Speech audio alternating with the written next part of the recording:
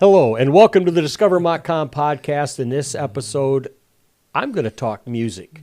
I have Kevin Schell from Howard City that's going to join me, and we are going to talk about drumming, music around the area, and who knows what else right after this. Welcome to the Discover Montcalm podcast, where we are going to look at the communities, the businesses, the attractions, and the people that make up Montcalm County. Here is your podcast host, Duane Weed. Welcome back to the Discover Montcalm podcast. Today, I have Kevin Schell joining me.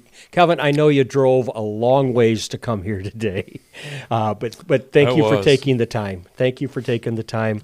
I'd like to discuss music today. Okay. I know you've had your fingers in a lot of things lately around this area, but before we talk about that, when did you first decide that drums were going to be an instrument that you wanted to take on? Well, actually, ever since I've always loved the drums. I mean, I've always wanted to play drums, but in fifth grade when, I wanted to play drums. Sorry, all them spots are taking. But we think you'd do good with the trombone. So I ended up playing trombone for till ninth grade. Okay. And then in ninth grade, I switched over to drums, and I took private lessons for a couple of years. Okay. And stuff, and very similar. Yeah. Fifth grade, I want to play drums.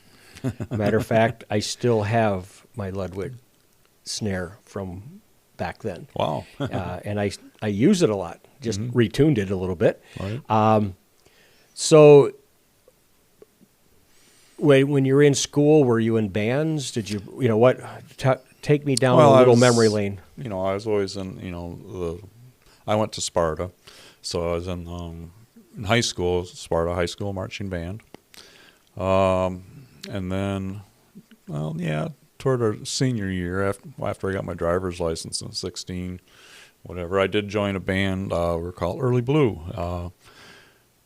People probably know Denny Middleton and Nick Lewis from the Bimini Brothers. Mm-hmm. I played with them for a couple of years until I got married. Yeah, you were telling me off camera that when you got married, you kind of took a hiatus. You took a hiatus for about 10 years. Okay, and then you got back at it. It's interesting. My story's similar. Mine in high school, 10th grade. Going into 11th, started up with a band, and we were together through 93. I graduated. I was a 79 graduate. You were 79. You were 79 as well. I graduated in 79. Okay. And then after that, that's when I took my little hiatus. Business, life, things happening, and then got back into it through the worship team.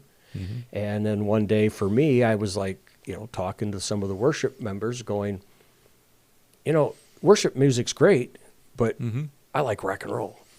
And they went, well, I like rock and roll. So I started my basement, back in mid-2000s somewhere. Okay. We started having people coming into the basement. I call it therapy. Mm-hmm. It's music therapy. And everything is perfect in my basement until you pull the cameras out. Now you got to really work hard at it. But, you and I met because of, open mic up at the pizza. Gene's Pizza Café. Yep, right in Howard City. Howard City. We got to know each other there. You got back into music through worship first, right? Right. Okay. When did you start looking into this area about doing local music, Well, actually, it was through work. A fellow employee needed a drummer. He was starting a country band. And so I just, kind of hooked up with him and talked to the wife about it, or whatever, and just decided, that would be cool. Just the old country. I mean, right. The stuff I didn't like growing up, but I love it now. I mean, it's awesome. I mean, you get into it, and it's just how good it really is. I mean, So then I played with them for about 5 or 6 years. Okay. Just doing weddings and little parties and little jams at the Moose and stuff like that. Well, it's interesting. Howard City, for being a small town, has a pretty good music base. Yes, and they do. You have your fingers in some of that. Can you tell me how that came about? Well, actually, after I retired from work, and I was looking for places to go hear music and stuff, and I heard about this, the open mic that they had. It was already going before I even got into it. And Mark Swanson was doing it at the time. Okay. There, and actually went in, and it was great, And then Mark always had like a djembe or something along too, Mm-hmm. And after we met and talked, told him I played drums. He goes, "Well, here, why don't you, you can play this, or Yeah. whatever." And so I would jam along Mm-hmm. and stuff with, and we just kind of worked into a thing. We started, Mark Swanson Trio. Right. And stuff. So I played with Mark for like 5 or 6 years. Yeah. And you just recently hooked back up with him because you also... Just recently did a gig, yes, with Mark and Ian Matthews from Fairport Convention days back Okay. in the late 60s and stuff. But Ian's been busy. He's been putting out albums his whole life, and he just put one out again. And it's a very good album. I would suggest you go check it out, Ian Matthews. So now you've got the open mic at Howard City. Right. You're jamming with Mark. I know that you've been in other groups. We're doing a little band called Blue Fire that I'm currently in with David Raquet from Fremont. He helps me with my open mics. Okay. Since open mic is kind of more about singing and playing. Well, I don't sing. But you do play well. I You do. play well. Thank you. So Dave takes care of that part. My guitar, he's guitar and vocals and Okay. stuff. And we start out, we'll do a few songs, and then we get the lineup. Whoever signs up to play, they can get up and do their thing. And if they want us to play along, we will, Okay. and stuff. I've been going up to the Sawmill on Wednesdays and doing the same thing. Right. They're set up. They've got a full kit. Oh, that's nice. And there's people that you sometimes jam with every week, and then there's times that somebody will go up and want somebody to accompany them, and you're basically playing stuff that you don't know. In some Right. cases, Yeah. you're Sometimes, you know- you go by the style of the music, and Yeah. you just find a rhythm that fits, And it's always interesting- Watch for breaks. it's always interesting when their style is nowhere near how the song is supposed to go. Oh, yeah, that happens a lot. And then you're going, okay, I'm going to make a bunch of creative decisions here, and you get all done, and people love it. Oh, yeah. And It's all about having a good time. It's not about being Mr. Perfect up on stage. I look at it more as the average person who plays guitar and wants to get their music out or sing in front of a group or Right. something like that. It's kind of a entry-level step up Yeah. in, It's not and about... you get some of the pros too. I mean, you get some of the people pros, too, that come and they want to try out a new song or something like Yeah. that, Yeah, they're more than welcome. But I look at it more as for the average player. Yeah. And I found it interesting because I go up once in a while. It's fun. Yeah, it is. And, I love seeing the younger people. Yes. Oh, Getting yes. up There's and- some great local young talent. And, seeing them get up, and in some cases it's their first time in front of an audience and a microphone. Oh, yeah. And then there's other times that, you were just telling me of a young kid that I saw this past Thursday.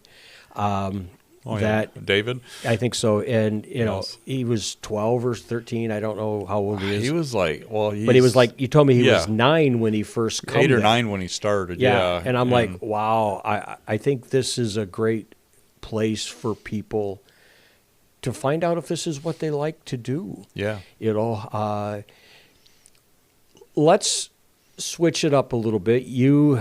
I said Howard City has a pretty good, I guess, music scene. They've got the open mic. They got the open mic. At the Pizza Cafe there's during the summer, there's music in the park.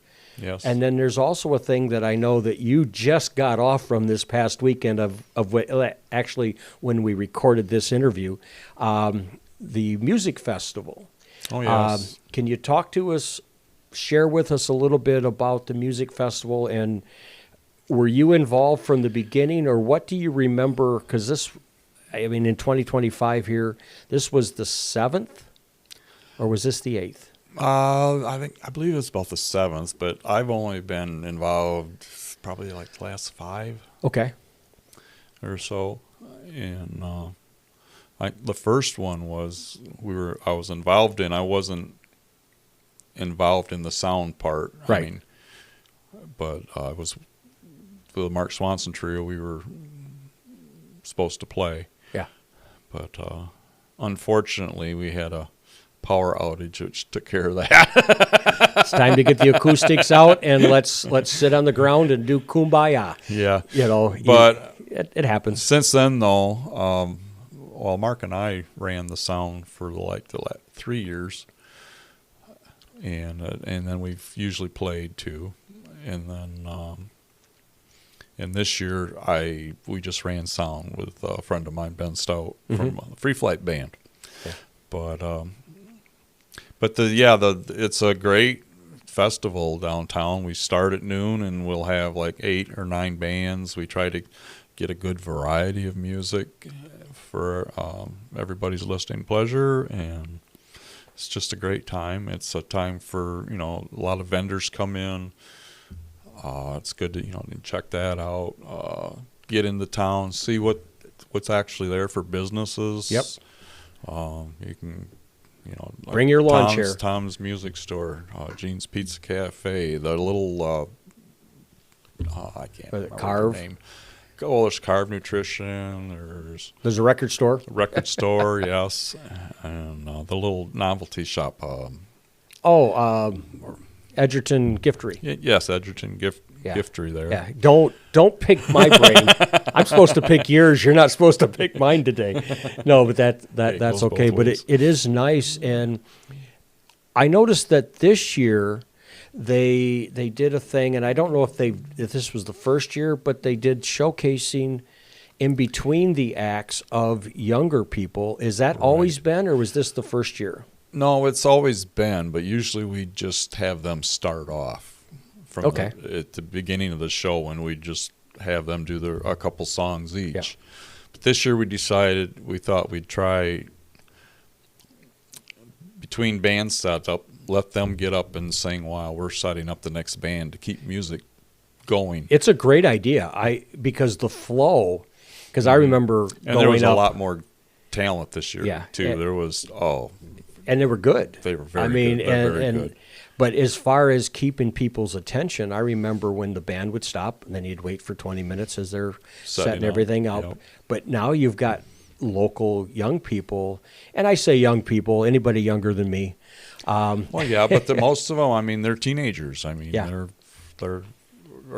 maybe 20 young tops, 20s. Young 20s. Yeah. But awesome talent. Yeah. As we look at the music scene around here, I know that you've played at the festival, you played at the Music in the Park, you do the open mic. I think it should be called the Kevin Show. No, I'm just kidding. Kevin and his believe me, cronies. I have a lot of help from a lot of other great people. I know that, and in my defense, it's always funnier in my head than the reality of it. But it's nice to see that we have that going on here.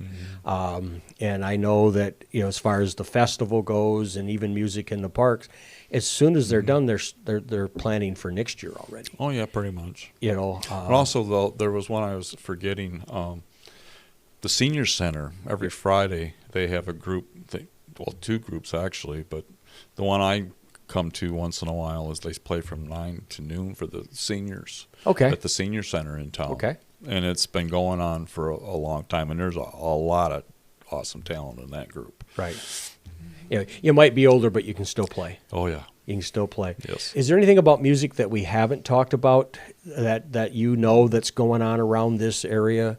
Or have we kind of beat that horse, so to speak? Well, basically, it's almost anywhere you go, there's great music. I mean, there's so many great musicians in this area. You know, they're from like the Amble Bar. I mean, they have their bands nights and open mic kind of like things going on, but there's so many great bands in this area. Yeah. I mean, not just in the county too. You can go, the Driftwood and all over. It don't matter where you go. There's great bands. Yeah. So I guess it's not hard to find music anywhere in Michigan. Right. Or the United States, actually. I know that the bar scene, as far as places to play, seems to be down compared to It is. It's back not in the what day. It used to be from what it is back in the day. They want.